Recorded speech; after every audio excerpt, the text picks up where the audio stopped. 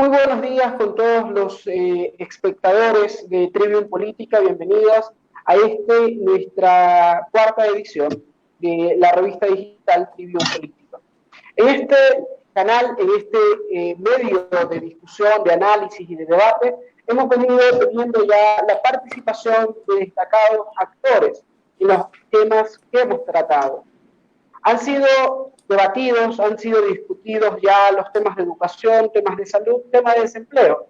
Y ahora, por supuesto, le toca el tiempo al tema de la seguridad nacional o la represión en tiempos de COVID.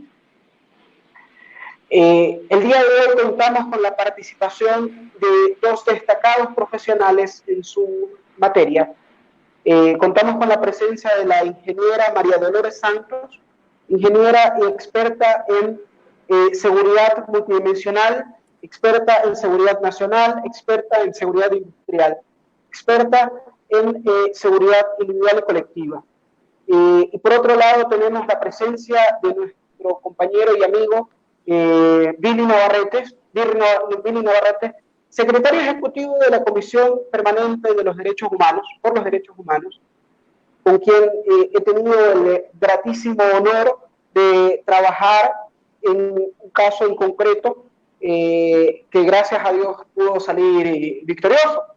Billy, María Dolores, muy buen día a todos los ciudadanos que nos están atendiendo, sintonizando a través de la señal de Facebook Live, Trivium Político. Billy, María Dolores, muy buenos días. Buen día. Buenos días, Wilson, ¿cómo estás? Buenos días, Billy. Buenos días, María Dolores. Vamos a empezar, vamos a tener una ronda de 4 preguntas intercaladas. Cada uno va a tener un tiempo aproximado de 5 minutos para responder las preguntas. En el supuesto no consentido o en el supuesto de que no se tomen los 5 minutos para responder cada pregunta, al final incrementaremos una quinta pregunta. En promedio ustedes tendrán más o menos 20 minutos para hablar cada uno. Sin más, quisiera empezar contigo, Billy. Sí.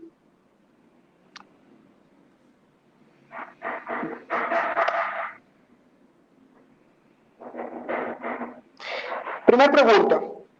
Billy, es claro que en Guayaquil han existido durante los últimos días algún tipo de movilización, han existido algún tipo de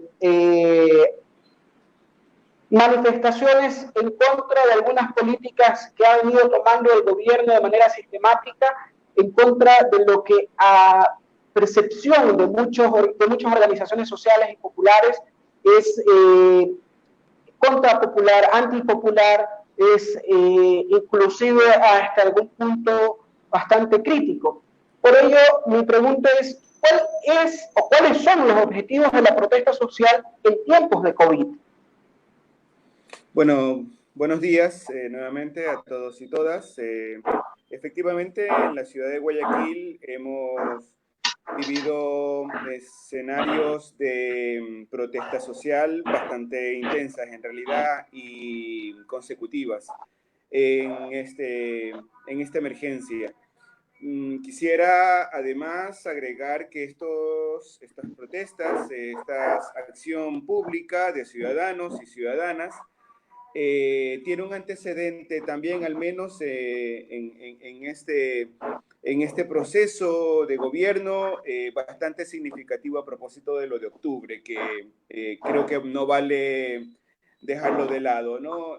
Los hechos de octubre dan cuenta de un descontento bastante extendido y que aún no hemos terminado de examinar. Si bien es cierto, son elementos que sacudieron, los de octubre me refiero, los cimientos del Estado. Todos nos afectamos por esta situación extendida, 12 días de paro nacional, pero luego vino esta nueva situación y parece ser que eso se alejó de la percepción general.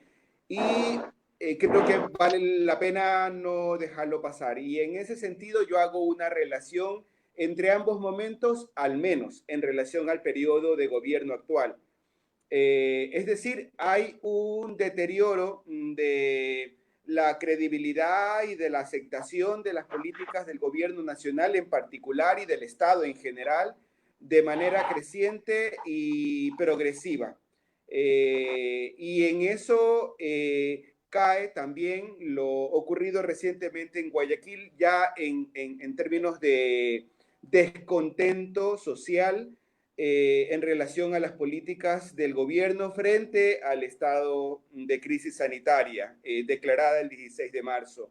Si bien es cierto, en Guayaquil ha sido, y en Guayas más ampliamente, el azote mayor, al menos en el Ecuador, y uno de los más altos también en la región de América Latina e incluso del mundo. Lastimosamente hemos sido acá un escenario de una verdadera pesadilla. Y eso, digamos, lo tenemos aún parte del sentido de la convivencia. Estamos realmente en una situación de temor extendido en esto. Si la gente sale a trabajar ahora es porque no tiene cómo llevar alimentos a sus casas, donde tiene niños, donde tiene personas de tercera edad, donde tiene personas con discapacidad. Esa es la realidad en esto. Y lo que especialmente se ha podido distinguir en esta situación, al menos en Guayaquil, es una enorme desigualdad social en la que el mayor peso del daño la están cargando los sectores pobres y populares de Guayaquil. Son esos sectores donde se ven obligados. No es mala costumbre. Y esto es una cosa que hay que repetirla las veces que se deba repetir. No es un asunto de mala costumbre, de mala conducta. Se trata acá de una situación de desesperación de la gente por, digamos, sobrevivir, que lo hace optar frente a una disyuntiva: o me contagio o llevo alimentos a casa, en realidad. Billy, se cumplieron tus 5 minutos. Vamos con usted, María Dolores.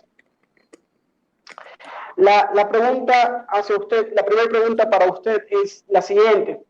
Desde tu experticia profesional, María Dolores, ¿crees que deberían ser las medidas a tomar? ¿Cuáles crees que deberían ser las medidas a tomar por parte del Estado ecuatoriano para asegurar la calidad de vida de los ciudadanos en tiempos de COVID? Gracias, Wilson. Un cordial saludo a la distancia a Vitrio Político, en la persona de ti, Wilson Valero, como editor político, a Emily Pacheco, como editora general. Es un honor para mí estar en esta entrevista virtual, en conjunto también del abogado Billy Navarrete. Todas las opiniones aquí expresadas son personales e investigativas, no reflejan las posturas ni posiciones de las organizaciones, instituciones o empresas a las que he pertenecido o pertenezco. Sí. Considerando que a partir del 11 de marzo fue declarado el coronavirus como una pandemia a nivel global, en vista de que la curva proyectaba una alta propagación incontenible, considerando de que ya existían a nivel mundial más de 120,000 personas infectadas y alrededor de 4.300 muertos, casi en 100 países de América y Europa. Es así que hoy actualmente, de acuerdo a las estadísticas y al reporte de la Universidad de Johns Hopkins, a nivel mundial tenemos 5.073.775 casos confirmados, 329.816 decesos, y para Ecuador, con corte el día de ayer, 21 de mayo, 35.306 casos confirmados y decesos 2.939. Lógicamente, tomar medidas como Estado para asegurar la calidad de vida de los ciudadanos en esta situación ha sido bastante incierta. Tomar estrategias que ha venido de la mano de cambio de ciertas circunstancias, de cambiar ciertos hábitos y costumbres y tradiciones. Es por ello que la Organización Mundial de la Salud sí ha tomado unas medidas, como por ejemplo está acelerando la investigación y el desarrollo para una potencial obtención de una vacuna, está generando ayuda a los países para tratar de prepararlos y que aprendamos a poder responder. De igual forma, está coordinando una respuesta a nivel mundial. Y de igual forma, tiene medidas para indicar cómo se puede proteger a las personas y para protegernos entre nosotros. De igual forma, la Organización de las Naciones Unidas tiene 3 prioridades fundamentales para enfrentar el coronavirus. La primera es poner un alto al fuego a nivel mundial. Es por ello que tanto gobiernos como organizaciones regionales, líderes religiosos, grupos de la sociedad civil y grupos también están dando un alto fuego, sobre todo en países del Medio Oriente como Siria, Afganistán, Arabia Saudita. Segundo punto, ayudar al sector más vulnerable, con la pérdida de cientos de miles de puestos de trabajo alrededor del mundo, el declive del volumen de las remesas y el probable aumento de la pobreza a nivel mundial. La Organización de las Naciones Unidas ha propuesto paquetes de ayuda global a nivel de la economía mundial. Como tercer punto, la preparación también a nivel de la recuperación post-pandemia, que abarcan justamente abordar temas de la fragilidad, desigualdades y lagunas que dejó improtegida la protección la protección social frente a este entorno. Es por ello que, por ejemplo, países como Corea del Sur, el 24 de abril, anunciaron que ellos, fue su día en el que no llegaron a tener casos ya conformados a nivel de COVID, y ellos tomaron planes de incluso planes de acuerdo medioambiental, incluso para la fase de recuperación. Concretamente, se relaciona a la reducción de las centrales eléctricas que utilizan, por ejemplo, como carbono, la reducción de las emisiones, manteniendo un acuerdo incluso bastante ecológico. Es por eso que, por ejemplo, Corea del Sur igual empezó su campaña bastante agresiva al inicio para combatir el coronavirus. China aisló a varias ciudades, construyó países en menos de una semana. Italia decretó el aislamiento en todo el territorio peninsular. Corea del Sur implementó soluciones tecnológicas para mitigar la afectación del COVID. Hay que tener en cuenta también que como estrategia a considerar es expandir y tener en cuenta el rol de las Fuerzas Armadas, Policía Nacional, frente a la pandemia. Impulsar el tema y cuidar el tema de nuestros recursos militares, cultivar el tema de su misión, su doctrina. Y también algo que no nos podemos dejar a un lado es el tema justamente de que hoy en día el crimen organizado transnacional también se está viendo afectado y está buscando otras alternativas también de afectar. Entonces, para ello es también conocer el modus operandi, tener el intercambio de información entre países para poder mitigar este tipo de pandemia que se pueda conducir a través de estos grupos organizados. Cuidar a nuestros jóvenes con educación, de tal manera que podamos evitar que sean absorbidos por esos grupos criminales. Fortalecer la presencia del gobierno en comunidades marginales, que exista cooperación a nivel institucional, salud, economía, para poder enfrentar el COVID. Y aquí viene también un tema interesante, que cada sector, desde el punto privado, sector público, sector civil, debemos unirnos para tener comunicación, colaboración y poder cooperar para poder atender a los más afectados. Y aquí viene también un punto de hablar sobre las mejores prácticas para mejorar el comercio internacional, actualizando incluso el aparato de gobierno. A nivel nacional podemos decir que el 12 de marzo se anunció la emergencia sanitaria en el territorio nacional y el Ecuador tomó algunas medidas preventivas como el cierre de las fronteras marítimas y aéreas. No se permiten actos de aglomeraciones, que no pase más de 30 personas. La frontera terrestre está parcialmente cerrada, se suspendieron eventos sociales de todo tipo. Se incrementa y se intensifica los protocolos de ingreso hacia las Islas Galápagos. Existió y aplicaron restricciones a las visitas a los centros geriátricos, a los centros de rehabilitación social.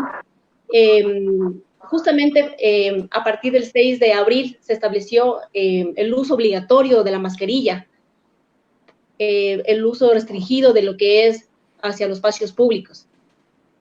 Algo también que es importante mencionar como estrategia, ya finalizo, como estrategia que han tomado los países es justamente como complemento al número 171 para solicitar citas, el Estado ha implementado plataformas para poder georreferenciar y ubicar y poder prevenir más contagios a nivel de la población. Y aquí algo importante también recalcar que a nivel internacional, por ejemplo, Alemania, Taiwán, Nueva Zelanda, Islandia, Finlandia, Noruega, Dinamarca, estos líderes en común, todas mujeres, han tenido la habilidad, por sus características en sí del lado femenino, en manejar la estrategia a través de la verdad, la decisión, la decisión en la toma de procesos, el uso de la tecnología y sobre todo el amor hacia su país. Billy, tú planteas algunos elementos sobre el tema de octubre y creo que es bastante importante poder acoger la realidad nacional desde la perspectiva de octubre. En uno de mis recorridos en territorio a través de Trivium Político para difundir un olvido de la movilización del movimiento estudiantil universitario y secundario, leí varias leyendas que decían octubre vive, octubre es siempre. Por eso me gustaría hacerte la siguiente pregunta, Billy. Considerando los acontecimientos, lo acontecido, lo suscitado en el mes de octubre en el paro nacional, ¿tienes conocimiento sobre procesos en curso o resultados de casos que se empleó un excesivo uso de la fuerza de la Policía Nacional durante las movilizaciones de octubre y la Policía Nacional está utilizando fuerza excesiva en las movilizaciones actuales? Sí, gracias por la pregunta, Wilson. Antes de responder puntualmente, quisiera señalar aspectos de conceptos a propósito de los derechos que estarían involucrados tanto en octubre como actualmente en la pandemia. Y es con relación a la vigencia tanto en ese entonces como actualmente de estados de excepción, que sí efectivamente son atribuciones del Estado para responder a situaciones excepcionales. Es como un instrumento que el Estado se lo guarda para enfrentar situaciones que no son ordinarias, que no son convencionales y que no pueden los mecanismos, digamos, ordinarios responder. Se siente cierta incapacidad, es una confesión de incapacidad ya desde el hecho de sacar ese instrumento que es un instrumento, digamos, bastante sensible, de cuidado por parte de los organismos de derechos humanos a nivel nacional como a nivel internacional. Cuando un Estado echa mano a la suspensión de derechos a través de un estado de excepción, las alarmas comienzan a activarse a propósito de qué es lo que va a hacer el Estado con esa suspensión. Y en ese entonces, como ahora, se han suspendido derechos. Básicamente siempre han sido tres los que se han repetido en ese entonces como ahora. El derecho a la reunión, el libre tránsito, movilizarse y el derecho a la reunión y a la asociación, perdón. Y esto tiene que ver con restringir lo que está como en el centro de los derechos humanos y es la libertad de opinar sobre la acción pública. Si hay algo que mueve los derechos humanos es aquella atribución ciudadana del individuo con sus capacidades de cuestionar el orden público a propósito que están perjudicando su seguridad, sus derechos en general. Y es esa atribución ciudadana que está en el centro como corazón de la Declaración Universal de los Derechos Humanos es la que está, digamos, ahí inscrita en la libertad de manifestación pacífica. ¿No? La libertad de manifestación pacífica es un derecho que está es el núcleo duro de la declaración Y esto tiene que ver desde la Revolución Francesa, incluso en cuanto a los derechos individuales, de la libertad de expresión, de opinión, de creencia y todo lo que está de por medio de esa esfera individual de derechos. Entonces, no estamos hablando de poca cosa cuando hablamos de la libertad de manifestación pacífica. ¿Qué es lo que se reclama que se proteja? Tanto en situaciones excepcionales como en la que estamos viviendo o como en las que vivimos en octubre. Para ahora, el secretario general de Naciones Unidas nos decía a finales de octubre que, perdón, a finales de marzo que en estas situaciones que no son ordinarias, que son excepcionales a nivel mundial en este caso, son los derechos humanos los que tienen que estar en el centro. Si algo debe de iluminar la decisión política es las garantías a los derechos humanos en esto. Particularmente la Comisión Interamericana ya hacia principios de abril señalaba que en la resolución a propósito de los derechos humanos y la pandemia, que se tiene que garantizar la libertad de manifestación pacífica independientemente de todo. Es decir, la observancia del ciudadano con relación a la acción pública. Se tiene que garantizar la labor de los organismos de derechos humanos y de la prensa. Es decir, no se tiene que acallar la opinión y la libertad de manifestar su descontento, porque eso es un elemento esencial de la naturaleza humana en esto. Claro, siempre en el orden de lo pacífico. Hasta aquí. Bueno, te quedaron 50 segundos, Billy. Bueno. Ahí compensamos el tiempo. Sí, en parte. Bueno, María Dolores, nos hace una pregunta Carlos Rodríguez. Un saludo para Carlitos, un gran amigo. Carlos nos hace una pregunta y dice: ¿cuáles son las recomendaciones en torno a la ciberseguridad?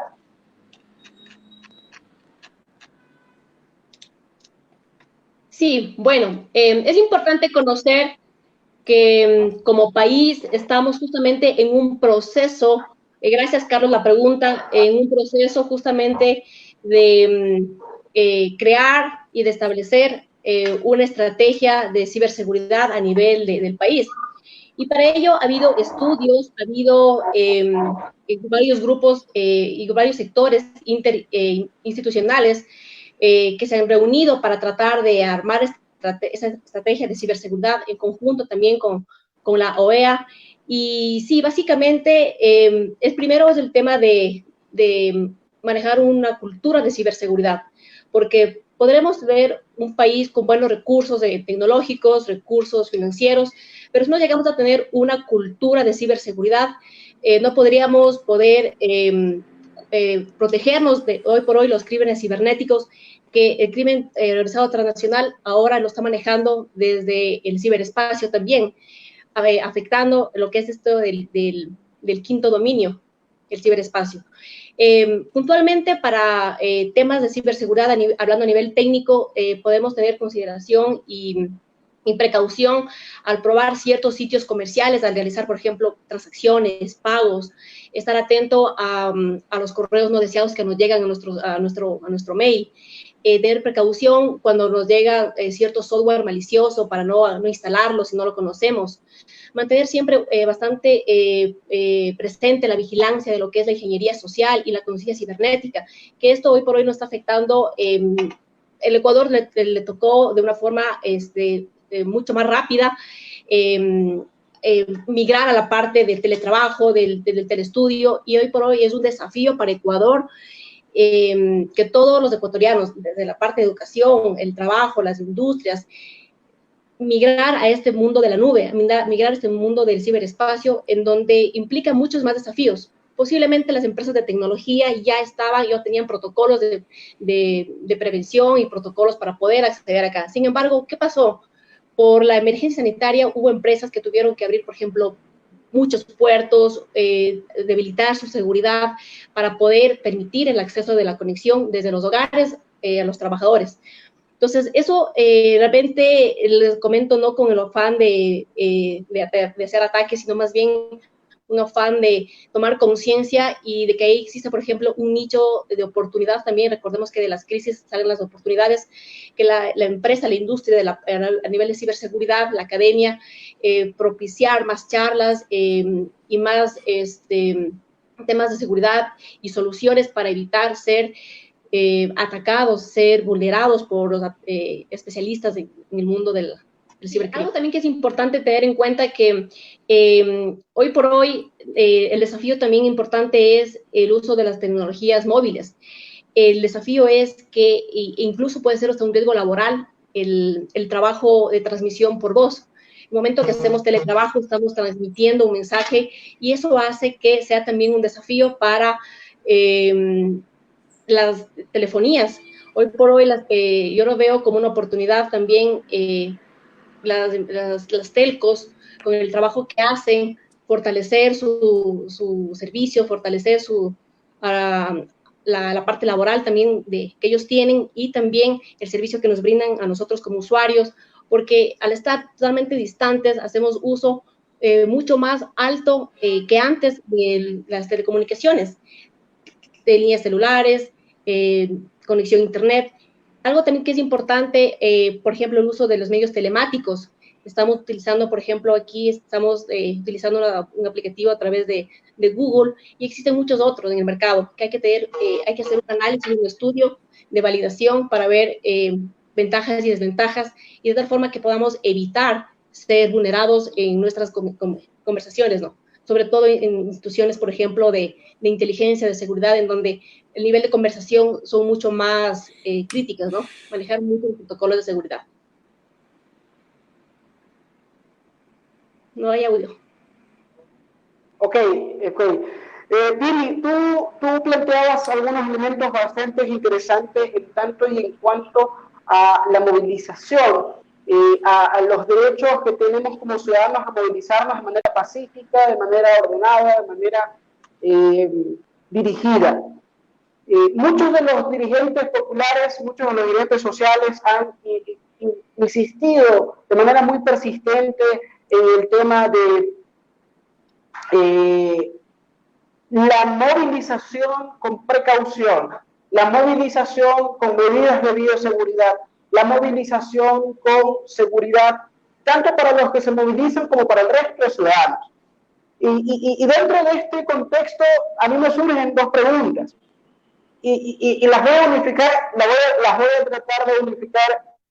La primera es, ¿cuál es el límite que tiene la protesta social? O sea, ¿hasta dónde nosotros concebimos a la protesta social como una protesta pacífica y en dónde deja de ser pacífica y se convierte en una protesta social violenta o violentista? Y la segunda es, ¿existen medios efectivos para denunciar? Yo veía la semana pasada con mucha pena cómo a uno de los camarógrafos de precisamente el Comité Permanente de los Derechos Humanos lo agredían de manera bastante excesiva, por decirlo menos. Veía con mucho dolor cómo a manifestantes no solamente que los agredían de manera física, sino de manera verbal. Yo recuerdo que a una chica la trataron de todo lo peor y de nada bonito. Entonces, mi segunda pregunta va en ese contexto. ¿Existen medios efectivos para denunciar el uso excesivo de la fuerza pública por parte de las fuerzas policiales o militares? Sí, efectivamente, los derechos están interrelacionados y es una de las características de la esfera de derechos humanos. Hay una, digamos, vinculación casi natural entre derechos. La integralidad de derechos es una característica que está en el centro. Y es decir que entonces los 30 derechos de la Declaración están de alguna forma concatenados, ¿no? En esto. El derecho al derecho al trabajo en relación al desempleo hace que uno exprese su descontento ante el gobierno y eso puede conllevar la represión y ahí hay una violación a derechos humanos de dos derechos, ¿no? La ausencia del derecho al trabajo con relación al derecho a la libertad de manifestación pacífica y se conecta tal vez en esto. A ese tipo de situaciones me refiero. Entonces, efectivamente hay una evidencia que se tiene que mostrar y ahí es cuando uno espera que el aparato judicial actúe de forma independiente para que aquel símbolo de la imagen de justicia que mantiene la balanza en una mano y que mantiene la espada en otra funcione. Sobre todo con relación a lo que mantiene la balanza, que esa balanza esté totalmente equilibrada. Y esa presencia de equilibrio, de igualdad ante la ley, tiene que ser obvia, explícita y absolutamente clara en todo momento. Y eso es lo que vemos que efectivamente en Ecuador no somos un ejemplo de una administración de justicia independiente. Hemos estado siempre quejándonos a propósito, por un lado, del trato a propósito de la víctima por parte del aparato judicial en temas como la violencia a la mujer basada en género, que por ahí comenzamos esta reunión en esto, y otros temas, ¿no? En realidad, los grupos especialmente vulnerables tienen una afectación al propósito de exponerse a toda la tramitación judicial. Y ahí hay una parte de un desbalance también, pero en términos también de condiciones económicas. Es totalmente distinto el apaleamiento a chicos suburbanos por irrespetar el toque de queda a finales de marzo por parte de patrullas militares en contexto de estado de excepción, que aquella actos de corrupción que traficaron con mascarillas y útiles de bioseguridad en esto. O sea, hay una desproporción en cuanto a al menos inmediatez para actuar y al peso que el aparato judicial tiene en relación a quién es el infractor. Va a pesar las condiciones económicas y eso me refería a propósito de que esta pandemia ha hecho que, digamos, el peso mayor la carguen las personas de escasos recursos en términos de personas que las vieron agonizar, las vieron fallecer, las vieron permanecer dentro de casa, dentro del ataúd, en medio de la sala durante semanas, ¿no? Durante días, perdón. Discúlpenme, excedí. Billy, disculpa, María. No, vas bastante bien porque eran dos preguntas. Si tú me lo permites, María Dolores, hay una pregunta que me gustaría que la responda en este momento, Billy, y no es una pregunta hecha por nosotros, sino más bien una pregunta hecha por el buen amigo Carlos Rodríguez Arrieta. ¿Qué opina de los derechos humanos para las fuerzas de seguridad? Entiéndase por estas fuerzas policiales y militares. Dice, con todo respeto, una movilización en tiempos de pandemia es un despropósito. Tienes 3 minutos, Billy, para responder la pregunta hecha por Carlos.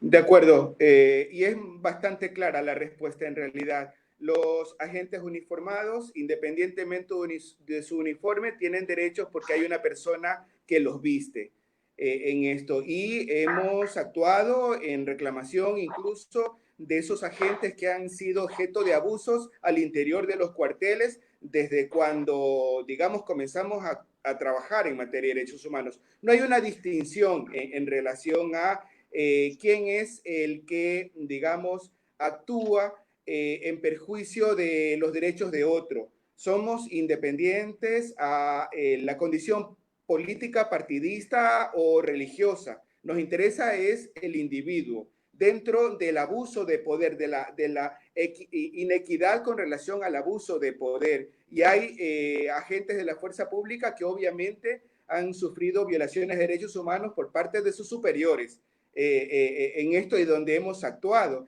Con relación al contexto de la manifestación pacífica, obviamente se tiene que preservar la integridad humana independientemente del uniforme o de a qué agrupación pertenezca a la persona. Esto es pensando también en la otra pregunta, ¿dónde queda el límite de la libertad de manifestación pacífica? Es justamente esa condición de ser pacífica.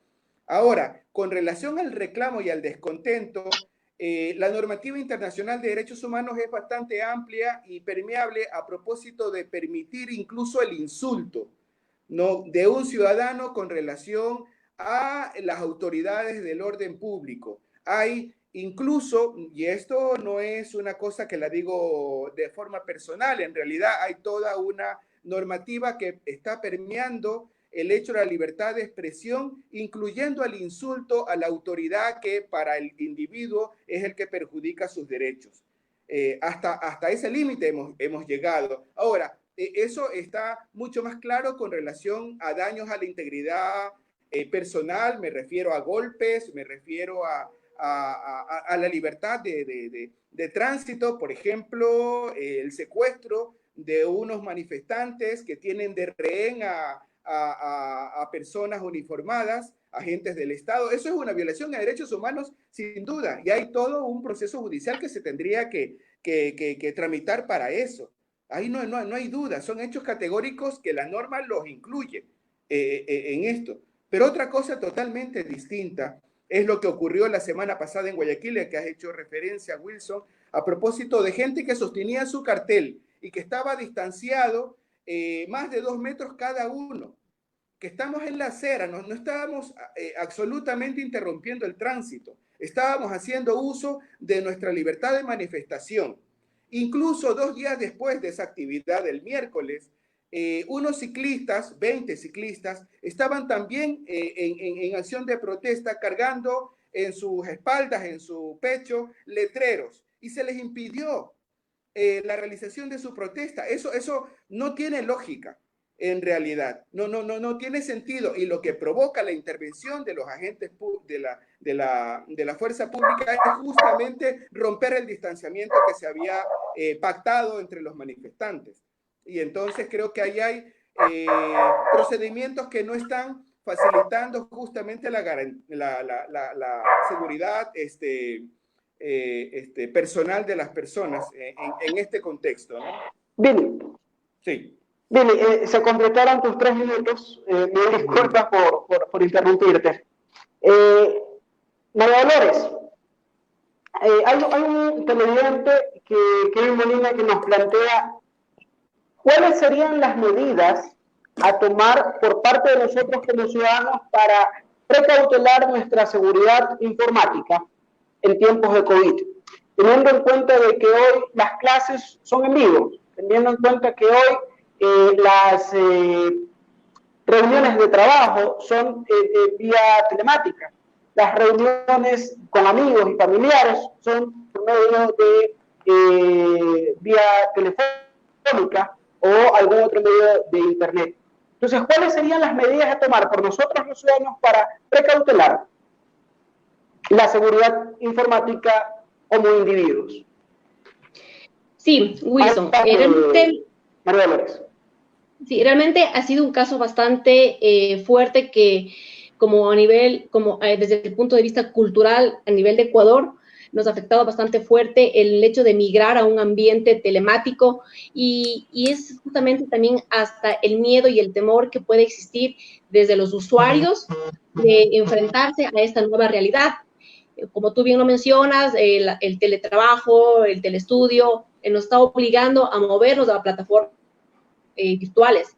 ¿Eso qué implica? Que el ciudadano común y silvestre, el ciudadano común, llegue a tener incluso tener que comprarse recursos como un computador, como audífonos, como mejorar su plan de internet, cosas que, por ejemplo, estos gastos administrativos no lo veía el usuario final. ¿Por qué? Porque eso lo apalancaba la empresa, la institución en donde trabajaba.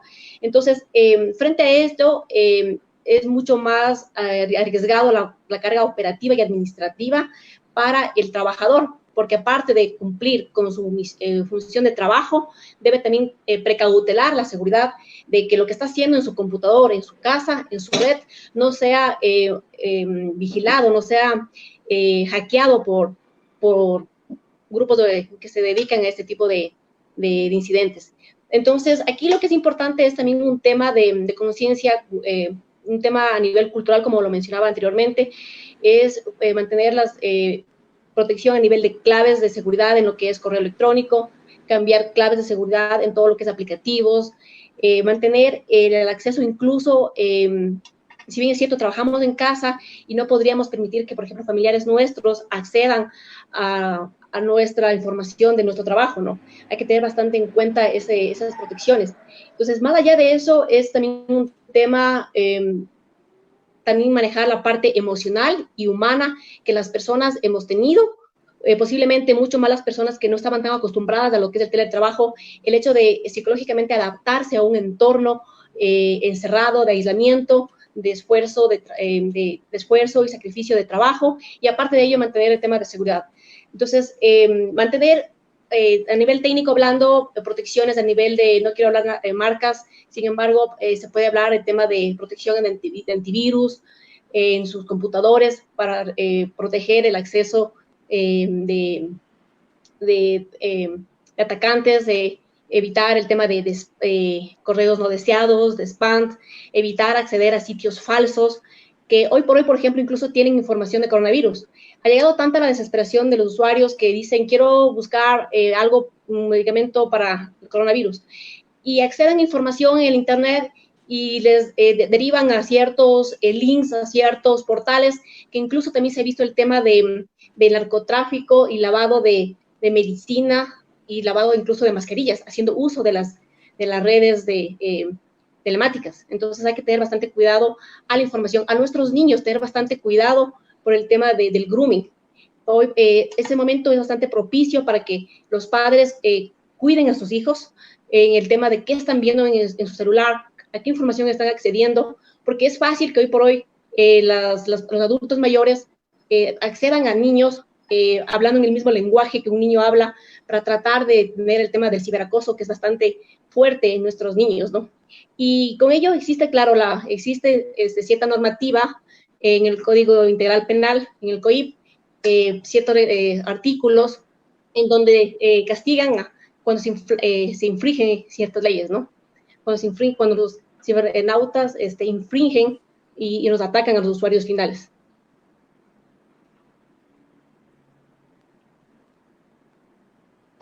Bueno, me gustaría hacerte una última pregunta, María Dolores.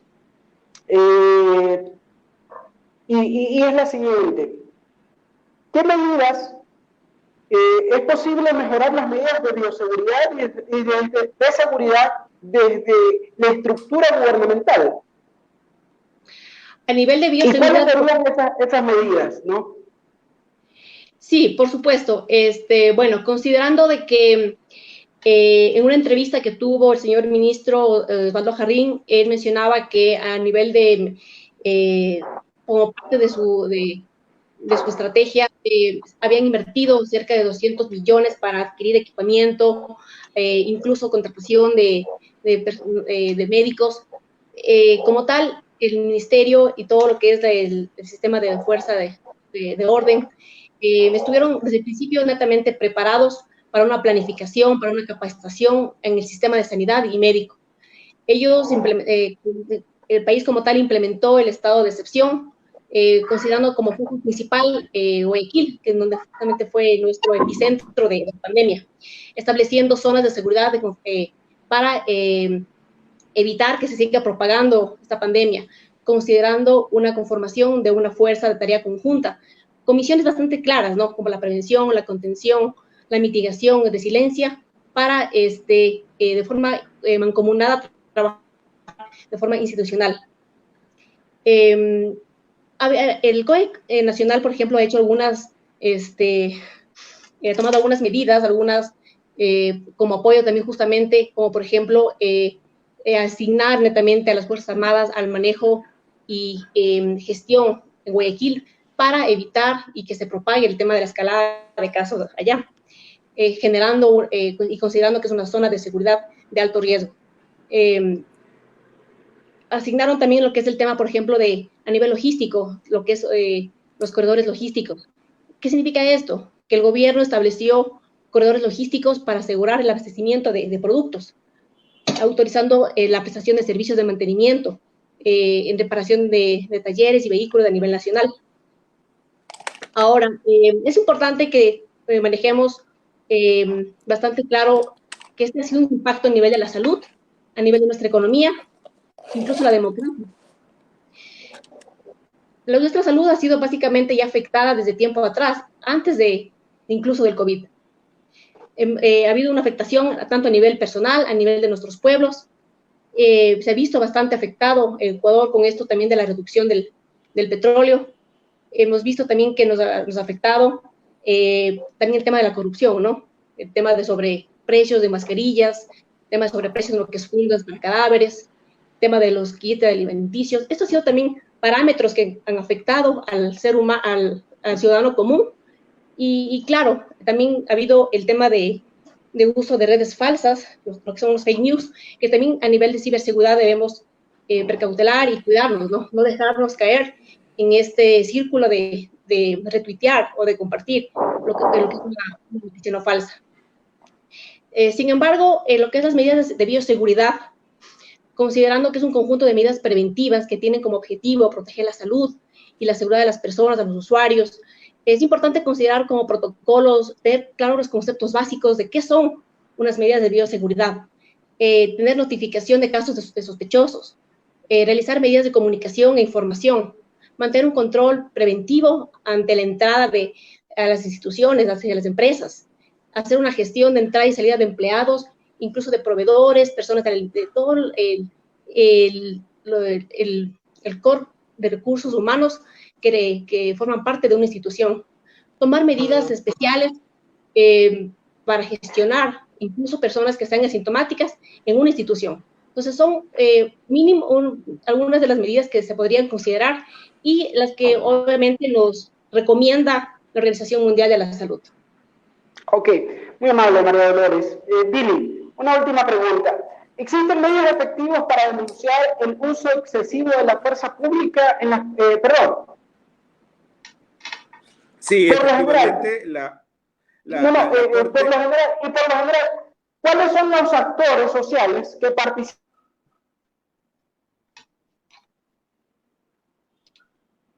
Organizaciones, asociaciones, movimientos, etcétera. Bueno, la segunda pregunta no te la escuché bien, Wilson. ¿Me la puede volver a repetir, por favor? Sí, claro. Dice, por lo general, ¿cuáles son los actores o quiénes son los actores que participan frecuentemente en este tipo de protestas? No sé, gremios, organizaciones, movimientos. Sí. Bueno, con relación a lo primero, la Corte Constitucional a principios de abril examinó el decreto de sección del Gobierno Nacional que fue emitido el 16 de marzo. En esa resolución de la Corte Constitucional establece que, por un lado, estaba garantizada la libertad de manifestación pacífica a propósito de todo lo que he mencionado. Lo esencial, me refiero en términos de observancia ciudadana, de la acción pública. Y lo otro tiene que ver en relación a que no se tolerará exceso de atribuciones por parte de los funcionarios públicos. Y esto concretamente se tuvo esa resolución a propósito de hechos de daños a la integridad física sufridos por personas que habían irrespetado el toque de queda, ¿no? Acá en Guayaquil, en esto. Y lo que cabe en una primera instancia es reclamar esto por las vías convencionales. Es decir, si hay un daño a la libertad de manifestación pacífica como la que sufrió el CDH la semana pasada o los ciclistas 2 días después, o detenciones arbitrarias. Ahora veía que ayer un grupo de campesinos fue desalojado, un grupo de campesinos que tenían asentados años en un predio, fue desalojado violentamente de ese lugar acá en la vía Durán Boliche, grupo de campesinos montubios. Independientemente si su asentamiento sea ilegal o no, hay una disposición del presidente que establece que no habrá desalojos, ni de inquilinos, ni de personas en asentamientos irregulares durante lo que dure la pandemia. Eso lo ha dicho el presidente en esto. A propósito de lo que está de por medio, dejar en la vulnerabilidad a gente que está, digamos, legal o ilegalmente asentada en un lugar o viviendo en alguna casa, es agudizar su nivel de vulnerabilidad. En esto. La situación de calle y el lema de quédate en casa es un privilegio de clase que debería ser garantizado en cuanto a la protección a los grupos vulnerables. Me refiero a menores de edad, mujeres embarazadas y personas con discapacidad y tercera edad. Ok. Antes de pasar las palabras para que den el último mensaje, me gustaría responder a una pregunta que me ha hecho una muy querida espectadora, María Sol Estrada, que le mando un fraterno saludo y un fuerte abrazo muy cariñoso a la distancia. Bueno, hoy no he usado corbata ni he usado chaqueta porque hoy es el día de Al-Quds, el día de la solidaridad con el pueblo palestino, el día de la lucha con el pueblo palestino, y es muy clásico de ellos no usar corbata. Precisamente por eso, a manera de respuesta, a manera de protesta, a manera de solidaridad para con el valiente y luchador pueblo palestino, el día de hoy he decidido no usar corbata ni chaqueta. A nuestros espectadores, a nuestros seguidores, a las personas que día a día están conectándose con nosotros, gracias a ustedes por hacernos llegar cada vez más y más a más personas, a más lugares. Gracias también a Billy Navarrete, abogado, secretario ejecutivo de la Comisión Permanente de los Derechos Humanos, a la ingeniera María Dolores Santos, experta en seguridad. Bueno, una aclaración, los saludos son, lo que yo expreso en los saludos es una opinión muy personal, no representa en nada la opinión del medio.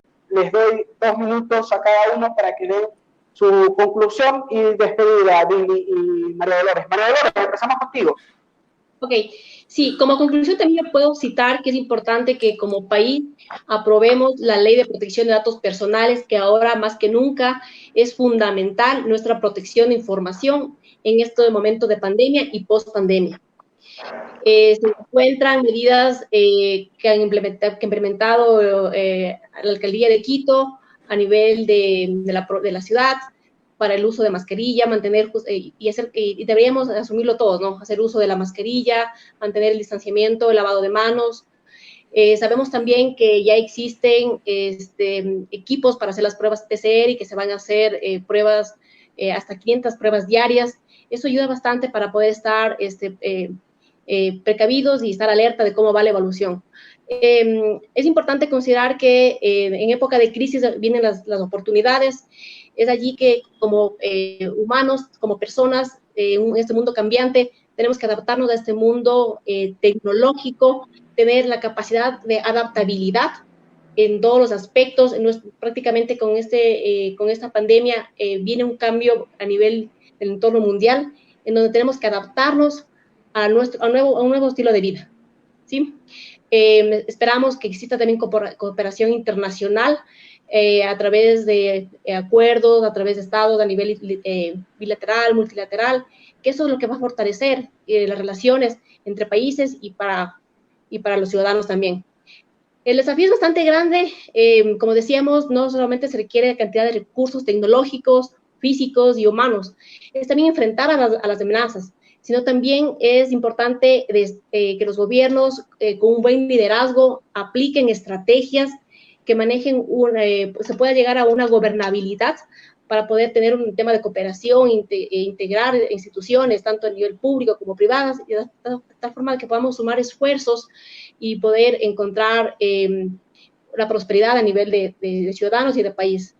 Agradecerte, Wilson, agradecer a Billy, a Trivium Político por el espacio, por la oportunidad. Estamos a las órdenes y una vez más es un evento académico. Gracias por la invitación. Sí. ¿Te escuchan? No Wilson. se escucha, Billy, Wilson. Billy, tu conclusión y despedida. Sí, básicamente es un mensaje corto que incluye 3 ideas. La primera es una aclaración en realidad, Wilson, y es a propósito de que no soy abogado. Soy licenciado en comunicación social y bueno, con algunas otros estudios académicos, pero abogado no lo soy. Y no es por nada, simplemente quería ahí señalar y corregir, ¿no?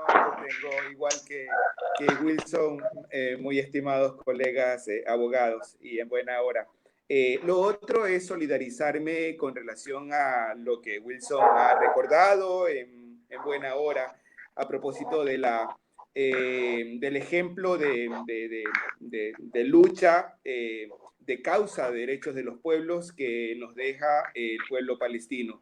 Y esto pensando en algo que he venido mencionando en esta reunión, ya a propósito de las desigualdades sociales, que es un elemento consustancial a lo que no debería ocurrir en términos de derechos humanos. Las desigualdades sociales se viven en el barrio, se viven en una ciudad, se viven en un país, pero también se viven en la constelación de estados.